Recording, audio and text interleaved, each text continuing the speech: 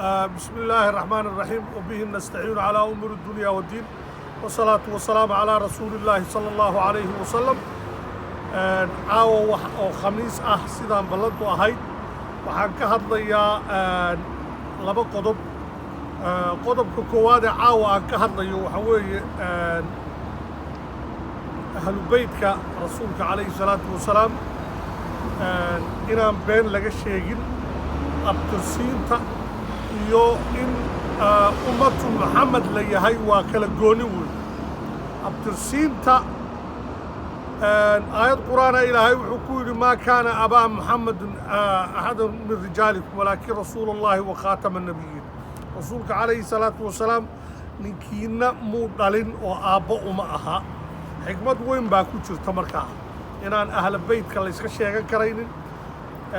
قف أصلها كسور شهدا وأهل البيت مويا waxaa jirta niman sacuudiga maalin dhaweyd odayaal salaadiin oo Soomaaliyeed intay geeyeen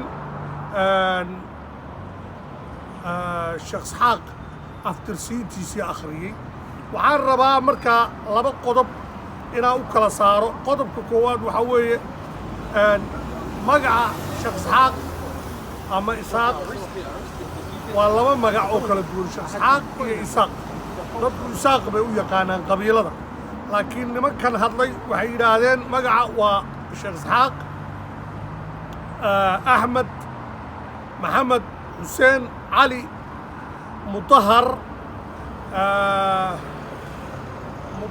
Cabdullaahi Ayuub Maxamed Qaasimi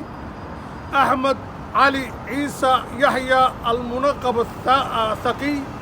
Maxamed Almahdi Xasan Alcaskari Cali Alhaadi horta aftirsiintan ninkii akhrinayay buuggan markii hore qoray oo magaciisa la yidhaahdo magaciisa waxaa la yidhaahdaa buugga shiicada iyo ka hadlaya cabdirasaaq caaqil waa nin beelaha ku aftirsada hargeysa ka soo jeeda laakiin asalkiisa ninkaas waxa uu akhriyey ama been buu ka sheegay ama isagaan asal ahayn sababtoo ah waxa uu akhriyey ninkan wuxuu afkiisa ku qiray isagoo abtirsiintan dusha ka xifdisan in uu itnaaca shariyadii isagoo baranaya taariikhda islaamka shiicada in uu ka helay 11 imaam oo itnaaca shariya ah itnaaca shariya waa shiico waa shiicada Iiraan waa nimanka raafidada loo yaqaano raafidaduna waa nimankii Cali iyo Umar waxaan leeyahay Umar bin Khataab Usmaan bin Affan iyo Abu Bakar nimanka lacnadaw ee yiraahda maaragtay Cali bay ka boobeen xukunka marka waxaan horta halka ka cadaynaynaa waxa nimankaasi akhriyeen iyo waxay sameeyeen wax ummadda direed ay shaqo ku leedahay maaha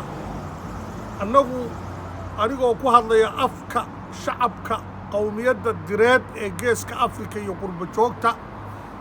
waxaan halka ka cadaynayaa nimankaas inayna waxa ay sheegeen wax sal iyo raad toona leh inayna ahayn nimanka ay akhriyeenna kulligood markii la baadhay ibnu taymiya buuggiisa waxaa ku qoran kitaabka in Xasan ibnu Cali al-Caskari oo ah nin ku abtirsada Cali ibnu Abi Talib Xuseenna uu dhalay asal ahaan ka soo jeedo 4 ka tirsada Xuseen ama 3 oday ka tirsada inuuna wax caruura dhalin ninkaas kitaabka ibnu taymiya waa ku qoran yahay ibnu oo minhaaj sunna la yidhaahdo waxaa kaloo jira imaamu Tabari ama imaamu jariir al-Tabari dadku siday u yaqaanaan kitaabkiisa waxaa la yidhaahdaa juska 11aad jariir al-Tabari juska 11aad kitaabka uu qoray safxadda 49 iyo 50aad waxaa lagu sheegay qisada ninka ay nimankani tirsanayaan oo ah maxamed المهدي حسن العسكري إن أي أفترسي تاسي أفترسي قلدن تهي نكاسي إنو بينك شيغي نينا ندلين إنو يدي أنا دلي نيكا مركا أي كو أفترسانيان أو أي أفترسيتي شخص حاق قليين وتوسو قليا محمد المهدي نيكا لبحي أو شيغانيا إنو حسن العسكري ودلي سوق علي الهادي تاسنا waa been abuur toosa oo cadaynaysa inaan waxani waxbaba ka jirin waxaan u soo noqonayaa haddaba ummadda Soomaaliyeed dhammaanteed waa ummad homogeneous ah oo isku rays ah oo isku af ah oo isku dhaqan ah oo isku diin ah dad maalin walba aftirsiintooda iyo haybtooda jacayl nabi maxamed calayhi salaatu wasalaam ay u qabaan inay yidhaahdaan ahlulbayt baanu nahay iyo waxaanu nahay dad ka soo jeeda nabi maxamed ummatu maxamed jacayl ay u qabaan way isticmaali karaan laakiin markay timaado aabbaha ku dhalay ilaa awowgaaga inaad tirinayso waxaagu waa inay sax ahaadaan waxaan leenahay marka qarnigii 21aad baa lagu jiraa qabiil Soomaaliyeed intay halkaas soo istaagaan maanta leh waxaanu nahay waxaanu ku aftirsanaa dad ayna shaqo ku lahayn oo aan nimanka ahayn lama arag bariyaha waxaani waxay wax yeelaysaa oo damage u geysanaysaa ummadda Soomaaliyeed ee ku aftirsata dir oo dhan bay u gafeen nimanka annagay noo gafeen ujeedaday waxaan u samaynaynaa waxa laga yaabaa inay dhaqaale tahay hadday jacaylka rasuulka tahayna ummatu Muhammad waa la wada yahay ilaa iyo nabi maxamed maalintuu soo baxay ilaa maalinkaa maanta ummatu Muhammad waynu wada nahay laakiin ma nihin qabiilo aynan ku aftirsanin inay sheegano waa xaaraan wey diiniya diinta islaamkuna arrinkaas way xaaraam yeeshay qofku wajacalnaakum shucuuban wa qabaa'ila litacaarafu shacab Soomaaliyeed oo af Soomaali ku hadla oo jinsigoodu dadkaa xaam ku aftirsada yahay oo kuush ku aftirsada kushitig oo asalkoodu dir ah in nasabadoodii loo gafo waa gaf weeye arrinkaana dhammaan shacabka direed iyo ummadda isaaq ee loo gafay oo dhan waa ka raaligelinaya qodobkaas waxaan ku soo gabagabaynayaa nimanka waxaan sameeyey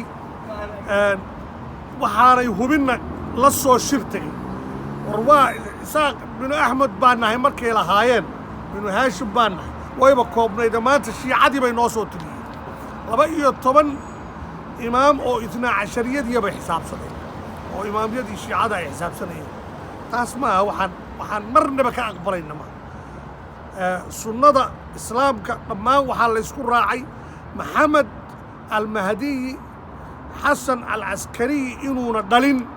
maadaama markaa maxamed al-mahdi uuna xasan askari uuna dhalin oo maxamed al-mahdi been abuur tahay magacaas wixii maxamed al-mahdi ka soo sokeeyo oo dhan ilaa isaaq imanaya waa been markaa waxay qoreen taas weeye waxaan rabaa inaan si fiican u caddeeyo haddaba waxaan rabaa inaan dhalinyarada iyo ummadda Soomaaliyeed ee arrintani khusayso ee dadka nasabkooda lagu ciyaarayo inaan u caddeeyo Soomaali waa 9 Soomaali iyo beesha daarood oo dirdhaleen 10 qabiil weeye Soomaalidu 10 qabiil ka mid ah oo curadkii ah oo irir Soomaali ah baa aji dir irir Soomaali baan nahay anagu in loo gafana maaha waxaanu caddaynaynaa dadka waxa wadwadana inay yihiin dad dhibaato kale wada waxaa jira haddaba beesha daarood dad ka tirsan khaasatan harti ayaa waxay aad u wadwadaan kiiskan iyagaana nimanka fidneeyey oo qoladan puntland degtay ama jeerteen baa waxaan horta noo keentay Soomaalida u keentay in la yidhaahdo reer hebel baanu naho bannaanadaasaan ka degnaa iyo meelo kale aan ka soo jeednaa waxaan nimankan iyagaa xanuunkan ku riday haddana weli iyagaa wada oo tilmaamaya waana u doqonnimo dadka waxaan wada inay iska daba raacaan kolba qolo wax u tilmaamaysa beesha harti khaasatan beesha majeerteen dhaqankooda iyo siyaasiyiintooda iyo dadka social media ha u fadhiya iyo warbaahintooda waxaan uga digayaa cirdiga iyo karaamada iyo sharafta isaaq waa ogtihiin qabiil ahaan inay yihiin dad Soomaaliyeed oo Soomaali ku aftirsada ha u gafina hana wadwadina waxan intiina waxa wadwadana waxaan uga digayaa inayna social media dib dambe waxaan uga laabto waa ognahay ujeedada siyaasadeeda ka leedahay laakiin ma soconayso arrinkan colaad bay abuuraysaa qodobka halkaas kaga baxaya qodobka labaad ee rabo maanta inaan ka hadlo waxa weeye booqashada Ilhaan Cumar iyo qandaraaskii ay Saacadiye iyo Xasan ka soo qaateen America iyo waxyaabihii maalintii dhow baarlamaanka la isku haystay iyo waddanka Holland Yurub waxaa jira organization u ololeeyo United Nations hoostaga oo Somali Women Organization Center wax noocaas ah oo isagu barnaamijkan maamula LGBT waxay u taagan tahay lesbian gay bisexual iyo transgender LGBT micni waxa weeye lesbian waa gabdhaha iyo isla baxay ee gooni isu isticmaalaya iyo gayguna waa ragga khaniisiinta ah bisexual waa labadaba kuwa la maaragtay la macaamila transgender LGBT saas u taagan Ilhaan Cumar iyadoo oo America joogta oo u ololeynaysa oo ololaha kula jirta LGBT-ga xuquuqdooda telefishinada iyo website-yadoo dhan bay ku jirtaa wax qarsoon maaha wayna u codeeyaan barnaamijkanna iyadaa dibadda ka waday oo gabadhaan Saacadiye iyo qolyahan oo dhan iyadaa wada adduunku waa dimuqraasiyo weeye adduunyadu waa dimuqraasiya markaan leenahay waxa weeye waa free qofku wuxuu doonu aaminsanaan karaa diintoo doonu aaminsanaan karaa annaga laakiin diinta islaamka ayaan boqolkiiba boqol aaminsannahay carruurteenna markaa in dhaqanno kale oo 30 sano ugu dambeeyay ololihiisa la bilaabay in loogu keeno magaalada Muqdisho shuruucdaas la yiraahdo hoteelada lagu dhaqo oo LGBT-gu hoteelada loo ansixiyo oo baarlamaanka la geeyo horta waa godob weey Soomaali laga galay carruurtii dibadda joogtayna iskuuladii baa lagu abuse gareynayaa la leeyahay 6 jir baa ku bilaabayna oo lagu haystaa gudihiina baarlamaankeennii baa loo geeyo oo gaf ah marka arrintaas waa arrin serious ah waxaan ka digayaa gabadha la yiraahdo Ilhaan Cumar iyo Saacadiyo gabdho Soomaaliyeed baa tihiin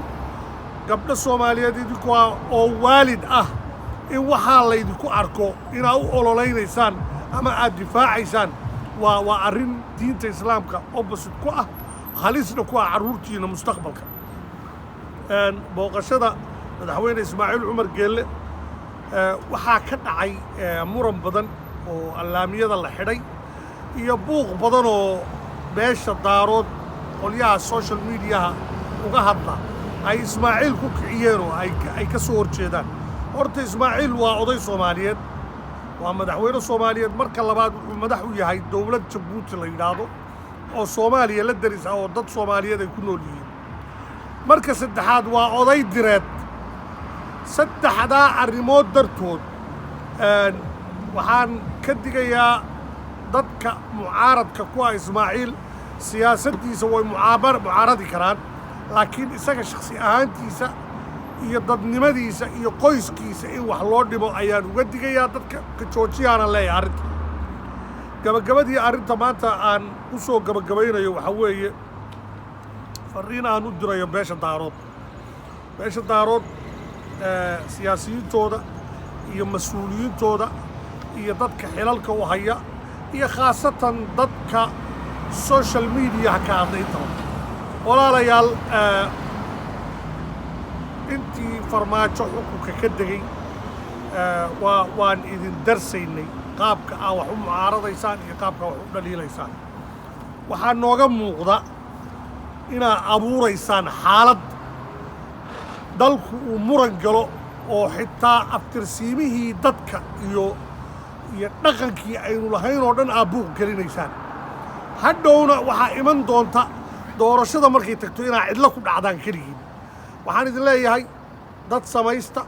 ummadda Soomaaliyeed هكلا قادنا ومدنا صومالي نمدا كساريسان جوجيا ومدنا كودا مشكور ستينا خدك كودا صارتان جوجيا بيشن هوية دا معارض كتين معارض نظام سن معارض كينو هنو يقولون نقول إنك هوية مدح نقبة إنها مدح قوستانو أي سوق تكتان والسلام عليكم ورحمة الله وبركاته.